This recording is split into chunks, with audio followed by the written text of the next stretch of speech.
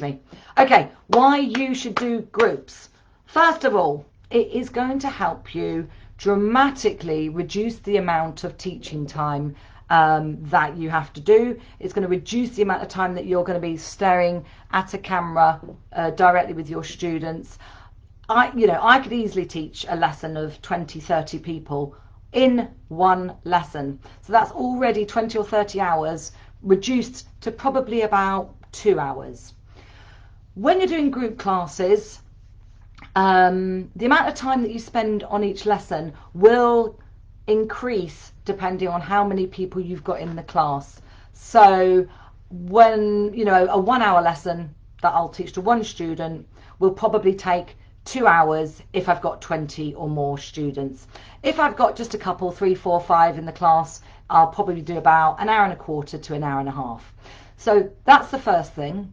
It dramatically reduces the amount of time that you spend teaching, and that has got to be a good thing, right? It's got to be a good thing. The second thing is, obviously, because of that, well, is it obviously? But it increases the amount of money that you take per hour. So 20 people in my group classes pay not much less, to be honest with you, than they would for a private lesson. I've even done group classes where the group class is the same price as a private lesson. So I've got a course at the moment, another course, a kind of intense pronunciation course, where students are paying £35, which is about $45 per hour, per week for the lesson. It's a 90-minute lesson, mind you. So you do earn more per hour. However, you do also spend a lot more time doing things like customer support, obviously student onboarding, getting them signed up. If we're using Off to Class, then it'll be sending the placement tests. And if you offer homework, it'll be more homework marking as well. But all in all, you make more money, basically, let's put it bluntly, you make more money per hour doing groups than you do for private lessons. Do we have any questions so far? We've had a time zone question. So it's 10 a.m. in the morning at the moment in Michigan. So that's 5 hours time difference. So if you wanted to come to my later class, that would be 12 o'clock for you. If you wanted to come to my early class, it would be 4 o'clock in the morning. So it's probably too early for you. Okay, so that's that one. Reducing your amount of time teaching, increasing your rates, basically the amount you earn per hour, and also doing group classes, for me, really increases the confidence of our students. Because as we all know, that when people speak English, generally, people are going to be speaking English with other people who don't have English as a first language. So the benefits of teaching in group classes is that another benefit is that you will probably have students from all over the world with different accents, with different experiences of English. They might have been in contact with, for example, Indian English, Nigerian English.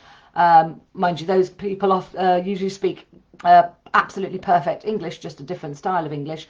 But you will be coming into contact, or your students will be coming into contact with other students with different accents. So in my classes, I've got Portuguese, Spanish, German, French, Italian, Arabic speaking, Urdu speaking, Japanese, Russian, Czech, and all of those people in one class means that they can learn from each other's accents, and also when they speak, they learn how to do accommodation skills, which is, obviously a really important skill, being able to slightly adapt how you speak depending on who you speak with.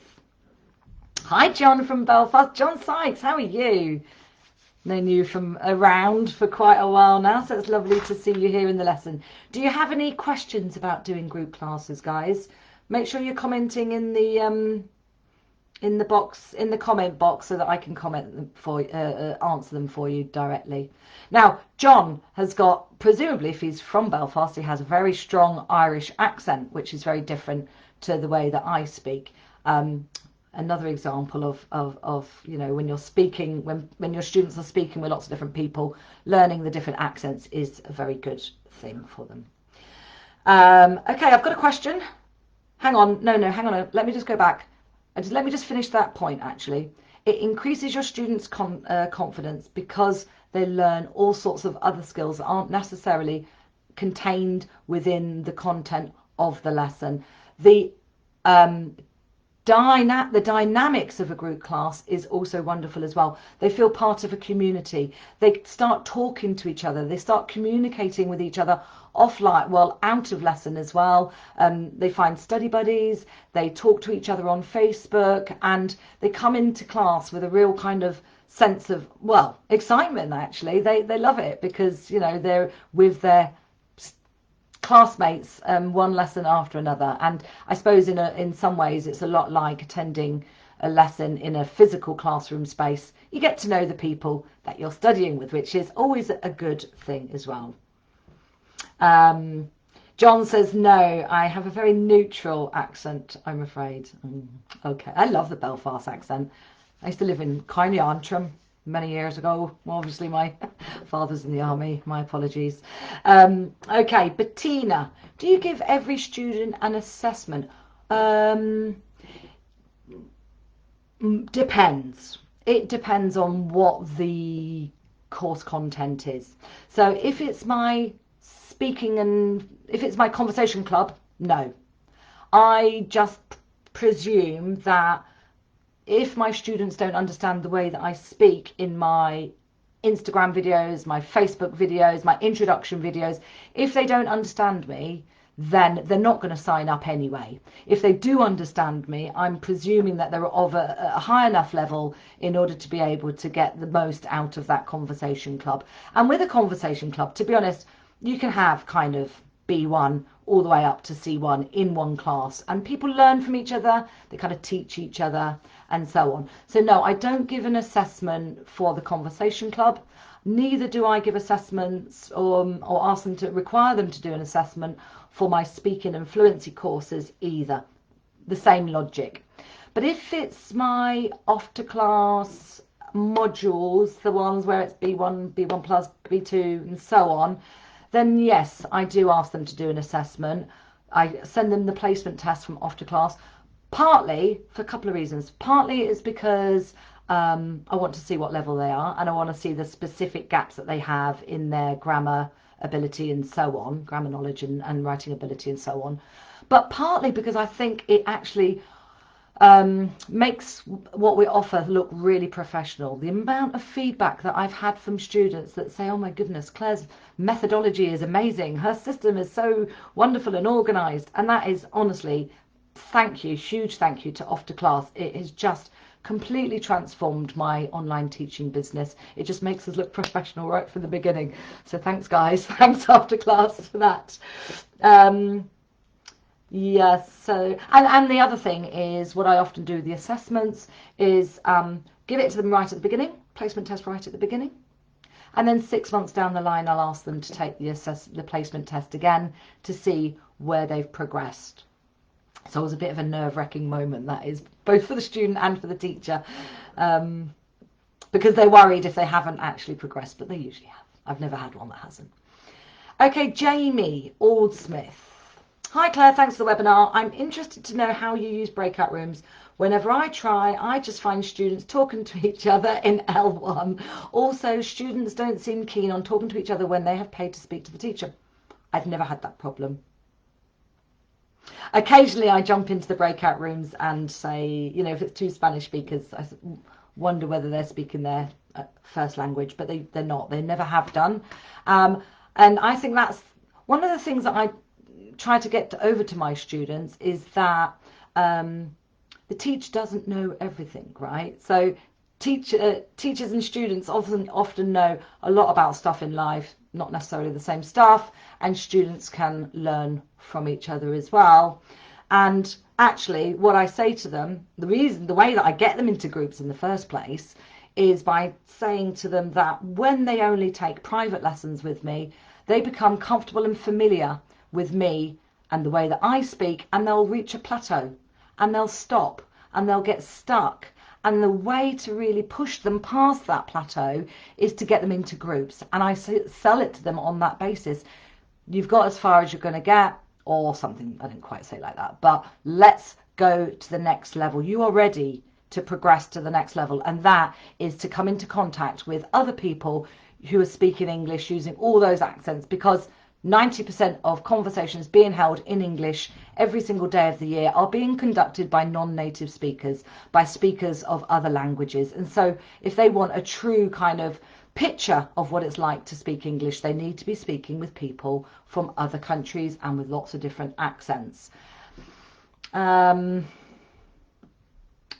Peter, do you have a Facebook group for your group lessons? I use Zoom. Okay, let's come on to the technology, shall we? Let's come on to that. Let me just see what other questions I've got first, so I can see whether I can, tie them into my answer. Wesley, hello. Is it still important? Is it still important to separate groups in English and American English?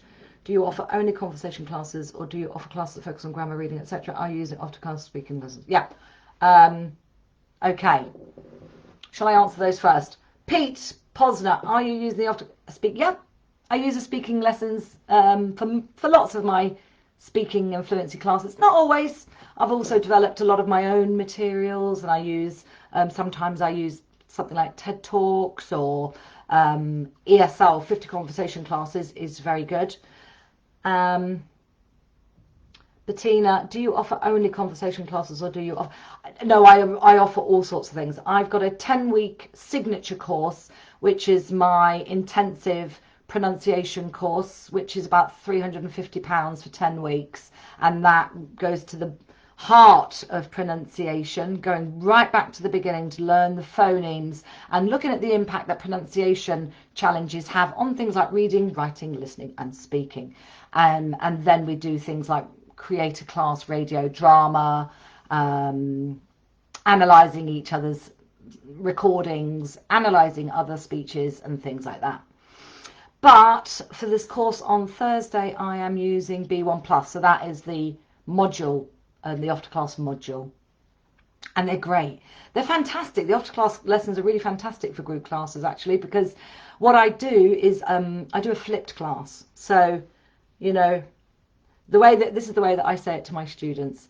A regular lesson is lesson first, then homework. But we're going to flip it on its head, and you're going to do your homework first and get all prepared for the lesson, and then come to class. My arms got all a bit tied up there. Come to class and focus on the things that you had problems with in the homework, or even I might just ask them to read the lesson in advance as a flipped class. And then we can really focus on the speaking and the interaction, the listening and so on. Hope that helps. John, I agree with you on that point. I have a number of senior business clients who have been with me for more than 5 years. I'm basically the only English person they speak English with. I now use yeah, exactly. And that's the problem, isn't it? Because many of the course books and many of the courses that people are learn English with and have been introduced to from such an early age are focused on things like England, English culture, London buses, going to visit the Queen, having fish and chips, and all of those things that actually not even most English people do, to be quite frank. And then when they actually come into contact with English in practical situations, like at work or at university or whatever, it's completely different. They don't need most of the vocabulary that they've learned in those lessons, which is another reason why after class is wonderful, because it's got lots of different topics and a number of different accents. Okay, I feel like I've rambled on and I haven't even got to the technology questions yet. So let's do that. The 3 main things to think about when transitioning from private classes to group classes are: number 1, the technology, number 2, the class size, and number 3, what materials to use, which will be quite obvious that I'm going to recommend after class, but I'm going to tell you about that in a second, okay? So what technology to use when doing group lessons online. Now, if any of you other teachers here do group classes and have anything you'd like to contribute, any ideas, any thoughts, disagreements if you like, I'd love to see what you think in the comments as well. So technology. Now, I've tried a number of different things. I've tried Go Brunch, Google Meets, Google Classroom, Google Meets, Skype, and Zoom. And to be honest with you, Zoom is the one that I use all the time. It's one that now everybody knows, especially even more so since coronavirus. Everybody knows how to use Zoom, even my mum. You know, everyone's done some sort of family reunion or pub quiz, pop quiz or whatever using Zoom. So it's the one that most people know how to use, thereby therefore reducing the amount of stress that you're going to have in your lessons. You know, you're not going to have as many technical questions and so on. The other reason I like Zoom is, like other people have said, is that Zoom has breakout groups, it has polls, it has a whiteboard, it has the chat function. I mean, all they all have that, but the chat function is a very good thing to use in lots of different ways. Sometimes just when you're stalling a little bit because you want to read your teacher's notes, you can ask them to comment in the chat, and then you can quickly look at your teacher's notes while you're doing that. So yeah, so that's Zoom, that's the technology that I use. I also use things like WhatsApp, not for all of my groups, it depends on the level and the type of the lesson. But sometimes I'll ask my students to send me a recording of their homework or whatever on WhatsApp, just because it's easier, it's really easy to use. But I don't allow group conversations on WhatsApp, otherwise you'll get pings all throughout the night. What other technology do people use? What have I missed? So generally what I do is my students sign up via my website. I then send them all the relevant documentation that I ask them to sign in advance, the placement test where necessary, where appropriate, and then I send them a link to my Zoom, which I do it through my website, but that's kind of slightly too much information.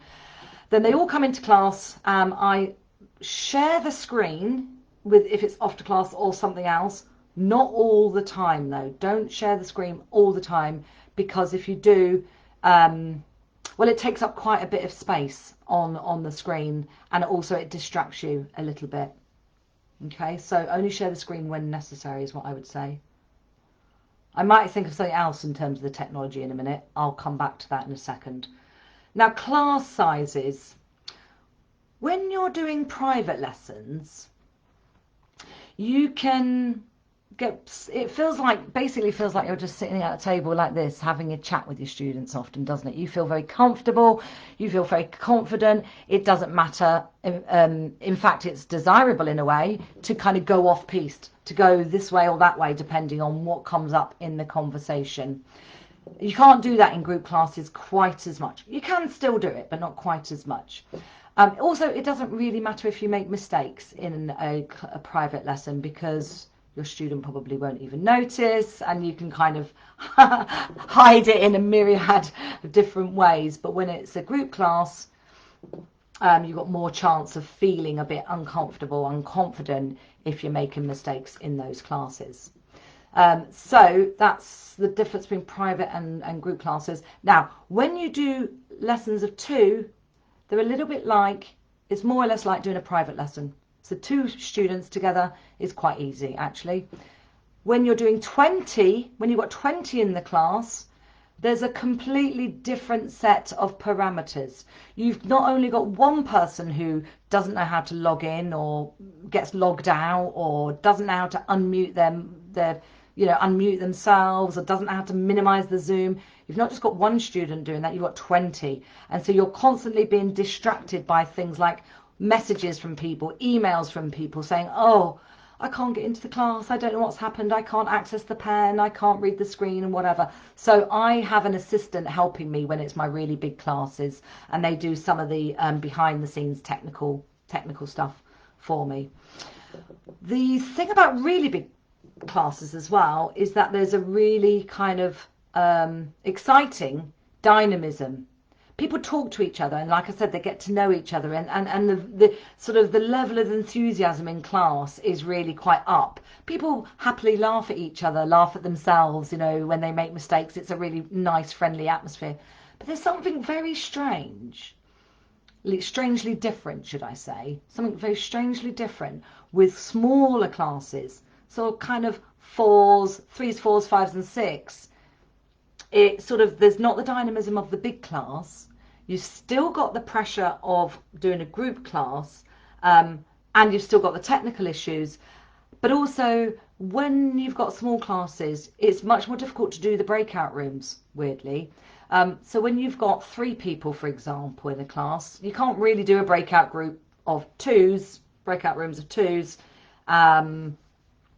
So you just have to put them all into one breakout group. Or sometimes what I do is just turn my own video and microphone off and let them chat for a bit. If you've got classes of 5 or 6, you're always going to have one person that's sick or can't make it or couldn't log in or whatever. So the class size automatically reduces to kind of 3 or 4 anyway. And again, you've got that kind of low volume atmosphere in class. I mean, it's still wonderful, don't get me wrong. It's still a great experience, and you should still try to do them. I'm just kind of giving you a few, bits of feedback that I've noticed over the months. From doing them. Bettina's going to have to go. Thank you for the helpful tips. No problem. Let me know if you want to sign up. I've put the link above for my course that's starting on Thursday, so you're more than welcome to sign up and either observe or participate if English isn't your first language. Okay, lovely. Thank you for interacting. Okay, so that's class sizes, and then finally materials. Kiss. Keep it short and simple. Keep it short and simple. The amount of times I have included far too much in my lesson plans, and you can't get through it all. So you spend too much time, you waste time preparing materials, that you're not going to get through. Because with the group classes, like I said, because you've always got somebody that doesn't know how to do this, can't do that, or whatever, it always takes longer. It always takes longer with group classes, and it's actually quite stressful. When you're delivering a lesson to a private class student, you can, like I said, you can be kind of quite sort of informal and hi, how are you? But when you're delivering a lesson to a large class, it is much more like delivering to a lesson in a face-to-face class. In fact, so much so that I actually do this. Let me show you. I stand up. I've got this wonderful standing desk, and I kind of, deliver more. I can look at my IPA. I mean, I change the angle of my screen for my lessons, but you're much more delivering. But that does feel like you're performing a little bit more than when you're doing private lessons. And so when your materials are too complicated, if you've got too many instructions, too many different bits of technology, recordings, documents, screenshots, videos, Japanese pechakucha, the more of those types of things that you use, the more problems you're going to run into. The other thing that I've noticed is that when you're staring at a group and they're all staring back at you, that puts you under much more pressure. And I find it quite difficult to know what is going on my screen. I used to have 2 windows open, one with my lesson and one with my teacher's notes, but invariably every lesson something would happen and I would accidentally close one, or I'd minimize it and I couldn't find it. And because all the other distractions are going on, I just found that too much. So now what I do is I have my main lesson on my screen. Where's my main lesson on my screen? And then next to me I have my laptop or my iPad, depending on where I am, with my teacher's notes and any other things.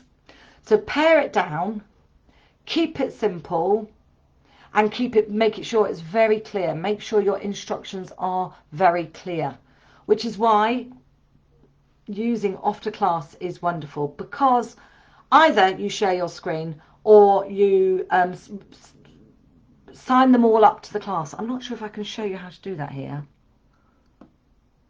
Yeah, I was going to share my screen and show you how to log your students in as a class, but I can't do it now that I've already gone live here on Facebook.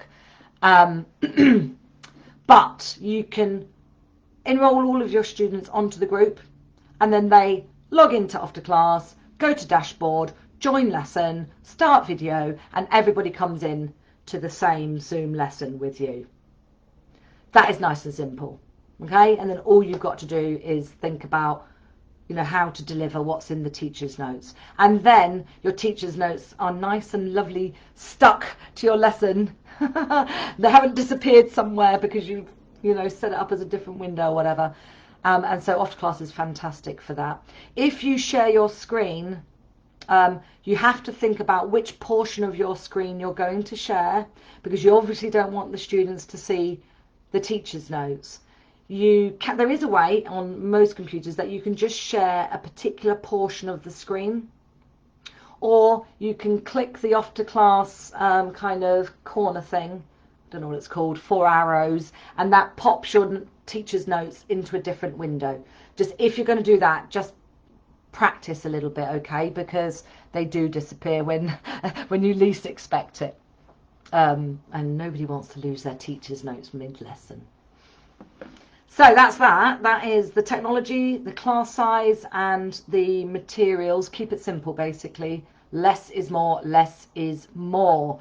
Now, to transition from small private lessons to groups is the final thing I want to talk to you about before answering a couple more questions. Start with 2. A 2 is a group. 2 is a group. That's excellent. Start with 2, add 2 more, or add 4 more maybe. If you add 4 more, then you've still got quite a decent class. But then just go for it. 8 is no different to 10, is no different to 16, is no different to 20. Obviously, if you're doing quite a lot of pronunciation work and things where you want to hear very specific, you know, from specific students, then there's a number of different ways you can do that. You can set up all of your different breakout rooms and have all of the groups practicing something, and you go in and out of each breakout room and listen in for very specific pronunciation issues or whatever, or you can do hot seats, and hot seats are fantastic. Hot seats are where one student has, I don't know, 10 minutes of very focused feedback while all the other students watch, and they love that. They love that, actually. And so who was it earlier that said, someone said that they don't think that groups will work. Jamie Aldsmith says that he finds students, they don't seem keen on talking to each other when they have paid to speak to the teacher. Well, you know, doing hot seats with them is a great way for them to get a little bit of kind of very personalized feedback, but all the other students can actually learn from what you're teaching that student. I mean, it's a classic technique anyway. Lev Vygotsky talks about this. Many educational psychologists talk about this, about how students learn from each other and from each other's, you know, feedback and corrections and so on. If your students think that they've only paid to speak to the teacher, then they're missing out on a whole range of experience from all of those people from around the world. And you as the teacher just need to have the confidence to remind them and tell them that actually in real life they're not going to be talking to the teacher. In fact, your job as a teacher, our job as teachers, is to not have lifelong students, but to make our students into lifelong learners. We need to teach them how to be able to teach themselves as well. So they shouldn't be reliant just on the teacher, because that's not going to help them in real life. John, I think this is going to be my last point, okay? John, I use 2 screens, which makes it all a lot easier. John, I wish I knew how to do that. I tried, but I tried to, I don't even know what it's called. I tried to beam my laptop onto my Mac, or my Mac onto my laptop, but I couldn't, it wouldn't do it for some reason. Or maybe you just mean you do the same thing as me, one screen and then another screen. But either way, oh, and that's the good thing about Afterclass, actually. If you open it on your main computer, you can still open it on your laptop, your iPad, your iPhone, and if you've decoupled the teacher's notes on your main computer, when you open it up on your second one, the teacher's notes will pop up on there automatically, more or less, which is a really good feature. What is my main computer, says John? A Mac. I've got a Mac. I've got an iMac as my main computer, and then a PC as my laptop. They're probably not speaking to each other, are they? I've tried, I've got all kinds of cables and I've tried to do it Bluetooth and so on. Maybe I just need to look again. I've only recently got my iMac, actually. I got it 6 weeks ago or something. Completely changed my life, actually, my iMac. I love it. I love it. I just don't know how to use everything. And you know, with an iMac, if you minimize something, it kind of goes and it disappears into this little tray at the bottom, and I can never quite find it. But hey ho, here we go. I'm getting more experience with it. And that's my final point, I think, before I leave you here. 2 on the main computer, PM me later. Okay, I'll PM you later then, John. Thanks a million for that. Thank you. My final point is just do it, okay? Just do it. Get on and do it. Nothing, nothing is going to teach you quicker than doing it yourself. You're more than welcome to come along and observe my classes and see how I manage the different group sizes. You're more than welcome to. You can either come in the morning to the 9 o'clock London time session or to the 5 o'clock London time session. You can either sign up as an observer or as a participant. Either way, I don't mind. I've put the instructions in the blurb for this live. So without further ado, I'm going to let you go. That was a bit longer than what I was expecting, but thanks to everybody for tuning in. Thank you for all your questions. Tatiana, hi. Thanks for checking in. I hope that's been useful. Now, if you do have any more questions, ask them on this video in the comments below so that I can answer them all so everybody can see them. But I am happy to answer your questions as well if you've got any. So thanks to Afterclass. Thank you to Afterclass for everything. You've completely transformed my teaching business. I love it. I love it, love it, love it. And I look forward to working with you all again in the future. Hi, Wilma. Bye, Wilma. See you all soon. Bye. No problem. Thanks for great tips. No problem. Bye.